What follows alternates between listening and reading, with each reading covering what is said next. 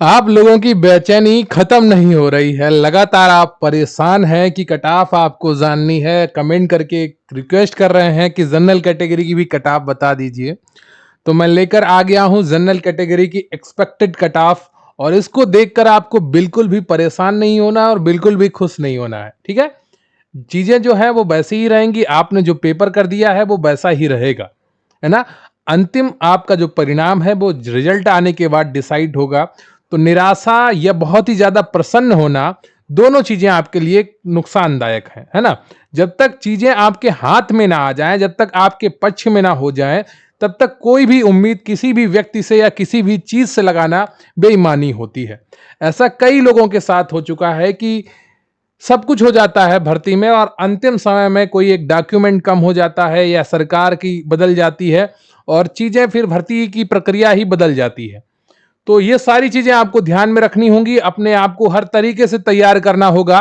मैं आपके लिए जनरल कैटेगरी की एक्सपेक्टेड कट ऑफ क्या हो सकती है, डीवी कट ऑफ क्या हो सकती है, फाइनल कट ऑफ क्या हो सकती है, वो सब कुछ बताने वाला हूं। तो कृपया वीडियो को लाइक कर लीजिएगा, चैनल पर नया है चैनल को सब्सक्राइब कर लीजिएगा। और आप सभी ने बहुत अच्छी मेहनत की थी, बहुत अच्छी तैयारी की थी। तो चलिए शुरू करते हैं आज का ये वीडियो। तो सबसे पहले जनरल की टोटल पोस्ट कितनी है उसके बारे में समझ लेते हैं। टोटल पोस्ट आपकी वैकेंसी में 2693 है और जनरल की पोस्ट है 1079।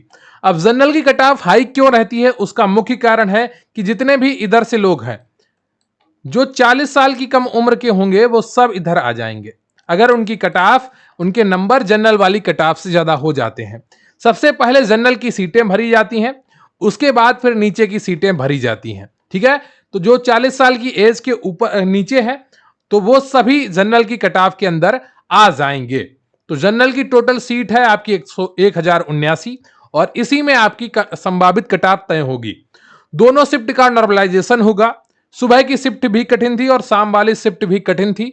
आप एक दूसरे पर आरोप लगाना बंद कर दीजिए, क्योंकि आयोग नॉर्मलाइज्ड करेगा तो दोनों शिफ्ट बराबर हो जाएंगी और जिसने कम प्रश्न गलत किए होंगे वही सही होगा। ठीक है, आप में से काफी लोगों को एक कंफ्यूजन है कि जिसने जिस कैटेगरी से अप्लाई किया है सिर्फ उसी में जाएगा। ऐसा नहीं है।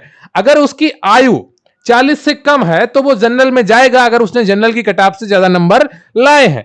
लेकिन अगर ओबीसी एससी एसटी की व्यक्ति है और उसकी आयु 40 से ज्यादा है तो फिर वो ओबीसी एससी एसटी में रहेगा, अगर उसकी चाहे कट ऑफ कितनी भी रहे। ईडब्ल्यूएस वालों को आयु की छूट नहीं मिलती है, इसलिए वो जनरल में जाएंगे अगर ज्यादा नंबर लाएंगे, और इसीलिए उनकी कट ऑफ भी कम रह जाती है। ठीक है, ओबीसी से 1-2 नंबर। अब देखना है इस बार कितनी कम नंबर रहेगी, वो अलग बात है। लेकिन जनरल की कट ऑफ जो निर्धारित होगी वो 1079 सीटों पर होगी। उनका इन सीटों से कोई लेना देना नहीं है। ठीक है, जो इधर की सीटें हैं ये सब जनरल के लिए बेकार हैं। तो जनरल के लिए 1079 और 1079 में ये 35,000 बच्चे फाइट करेंगे जिन्होंने पेपर दिया है, लगभग 35,000 लोगों ने। ठीक है, तो सुबह की शिफ्ट में आप +-3 कर लीजिएगा, और आप में से काफी लोग सही से माइनस मार्किंग नहीं कर पा रहे हैं। ठीक है, तो एक दिक्कत वहां पर यह भी आ रही है कि वो सही से स्वयं का आकलन नहीं कर पा रहे हैं कि उन्होंने कितने सही किए और कितने गलत किए, और बाद में सही का उनका कितना बन रहा है ना। तो 57 से 61, कितना, 57 से 61, और काफी लोगों ने तो बहुत ही ज्यादा झूठ बोले नंबर बताए हैं। कोई 80 बता रहा है, कोई 85 बता रहा है। इतना पेपर भी आसान नहीं था कि आप 80-85 कर ले, है ना। यह मुझे भी पता है, पढ़ने वाले कौन थे और कम पढ़ने वाले कौन थे यह भी मुझे पता है। ठीक है, तो 80-85 तो किसी के सही नहीं हुए हैं। 73, 74, 75 तक कुछ बच्चे गए हैं। जो बहुत ज्यादा पढ़ने वाले हैं थे वो भी 71-72 तक ही गए हैं। तो जनरल की कट ऑफ ज्यादा नहीं रहेगी, 57 से 61 के बीच में रह सकती है फर्स्ट मीटिंग की। और ये फाइनल की कट ऑफ बता रहा हूं, कितनी, किसकी, फाइनल की कट ऑफ। और जिसके भी 50 से ज्यादा सही हैं वो सभी डॉक्यूमेंट वेरिफिकेशन के लिए बुलाए जाएंगे। तो यहां पर आपको बिल्कुल भी परेशान होने की आवश्यकता नहीं है।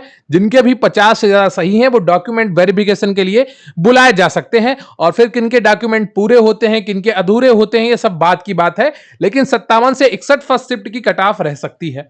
शाम वाली शिफ्ट की कट ऑफ जो +-2 यहां पर आप कर लीजिएगा, जनरल के लिए 54 से 58 तक हो सकती है। कितनी? 54 से 58 तक सेकंड शिफ्ट की कट ऑफ हो सकती है। मैंने हर शिफ्ट के देखा है कि कौन सा पढ़ने वाला स्टूडेंट विद्यार्थी कितने नंबर ला सकता था और उसके कितने नंबर आए हैं, कितने सही हुए हैं, उसी के आधार पर मैंने ये बताया है। क्लियर आपको? तो मैं पिछले 1 वर्ष से लगातार आपके साथ जुड़ा हुआ हूं। मैं आपको नोटिस कर रहा था कि कौन कितना पढ़ रहा है, और जो ज्यादा लोग पढ़ रहे थे वो आसानी से 65 प्लस सही कर पाए हैं, और जिनकी पढ़ाई कम थी या मध्यम तक थी तो वो 60 प्लस रह पाए हैं, और जिनकी थोड़ी बहुत ठीक ठाक पढ़ाई थी वो 55 से 60 तक रहे हैं। तो यहां पर 3 तरीके के लोग हैं, 65 से प्लस वाले, 60 से प्लस वाले और 55 से प्लस वाले। 70 से प्लस वाले मुश्किल से 50 से 100 होंगे, और हो सकता है उतने भी ना हो। ठीक है, तो इतनी तैयारी आपकी है, तो ये कट ऑफ रह सकती है। और सुबह की शिफ्ट में 49 से अगर अधिक नंबर आपके बन रहे हैं तो डॉक्यूमेंट वेरिफिकेशन के लिए आपको बुलाया जा सकता है। बाकी आपने कितने ज्यादा गलत किए हैं उसके आधार पर आपके नंबर बढ़ेंगे घटेंगे। जिन्होंने कम गलतियां की हैं, कम गलत प्रश्न किए हैं, उनको नॉर्मलाइजेशन में हर हाल में फायदा मिलेगा, और जिन्होंने ज्यादा गलतियां की हैं, ज्यादा प्रश्न गलत किए हैं, उनको नॉर्मलाइजेशन में थोड़ा बहुत नुकसान उठाने को पड़ेगा। तो ये चीजें आप ध्यान में रखिएगा। जनरल की कट ऑफ सुबह की शिफ्ट में आपकी 57 से 61 के बीच में रह सकती है, और शाम की शिफ्ट में आपकी 54 से 58 के बीच में रह सकती है, +-2 हो सकती है, और सुबह की शिफ्ट में +-3 हो सकती है। क्लियर आपको? तो जनरल कैटेगरी कट ऑफ क्या थी, डीवी कट ऑफ क्या थी, फाइनल कट ऑफ क्या थी, वो सब मैंने आपको बता दिया है। डीवी के लिए आप 50 से प्लस वाले जितने भी हैं वो अपने डॉक्यूमेंट पूरे अच्छे तरीके से तैयार करें। मैं तो कहूंगा 48 से प्लस वाले भी जनरल की कैटेगरी में हैं तो अपने डॉक्यूमेंट अच्छे से तैयार करें, और वेट करें रिजल्ट का। फाइनल आंसर की आपकी 10 तारीख तक आ जाएगी। मुझे जहां तक उम्मीद है 10 तारीख से पहले पहले आपकी फाइनल आंसर की आ जाएगी। लेकिन फाइनल आंसर की नहीं, ऑफिशियल आंसर की, फिर उसमें कुछ सुधार होंगे तो फाइनल आंसर की आपकी अक्टूबर लास्ट तक आएगी। लेकिन जो आपकी पहली आंसर की है आयोग द्वारा ऑफिशियल आंसर की, वो 10 तारीख तक आ जाएगी। तो ये चीजें आप ध्यान में रखिएगा। जनरल की कट ऑफ कोई ज्यादा नहीं जाएगी, जितने लोग 70 बता रहे हैं, 65 के ऊपर बता रहे हैं, ये सब फालतू की बातें हैं। बहुत ज्यादा जाएगी, 60 के आसपास ही रहेगी, 59 से 63 के बीच में रह सकती है।